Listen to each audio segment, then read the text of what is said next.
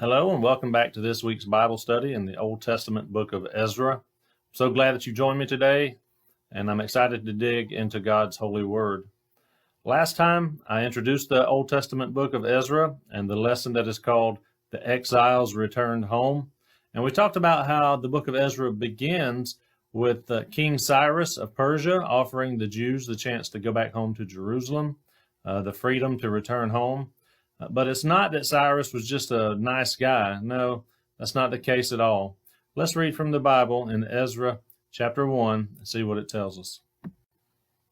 In Ezra chapter 1, verse 1, we read, "Now in the first year of Cyrus, king of Persia, in order to fulfill the word of the Lord by the mouth of Jeremiah, the Lord stirred up the spirit of Cyrus, king of Persia." Now this Bible study is called The Exiles Returned Home. But the focus is that God keeps his promises. And here he's fulfilling the word by the mouth of Jeremiah by stirring up the heart of King Cyrus. In Jeremiah chapter 29, verse 10, we read, "For thus says the Lord, when 70 years have been completed for Babylon, I will visit you and fulfill my good word to you to bring you back to this place." So it's not that Cyrus is just a nice guy. God is at work through King Cyrus, stirring his spirit to allow the Jewish people to go back home. And it's not that King Cyrus was just so in touch with God either, because King Cyrus was polytheistic. That means he worshiped many gods, not just Yahweh.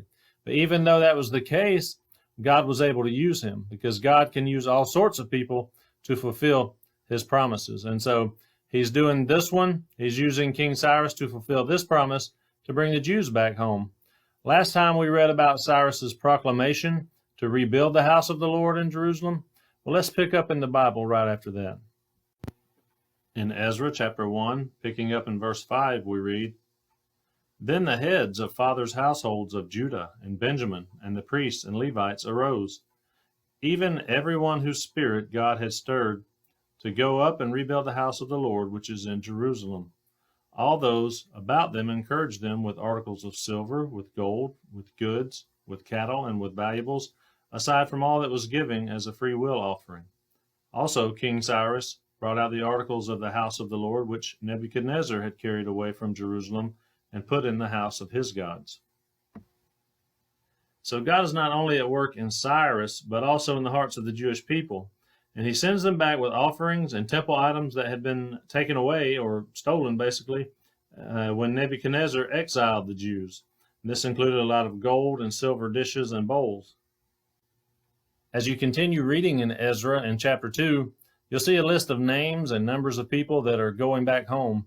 Now, reading this kind of stuff from text, like names and numbers and genealogies and things like that, it can be pretty boring, but it has meaning, so don't give up. They're listed here because when they went back, they wanted to show that they were truly Israelites. They were truly Jewish by their lineage.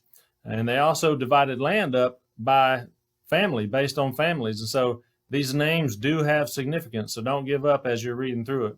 One name you may recognize is Zerubbabel, and God has plans for him as well, as God plans to keep his promises.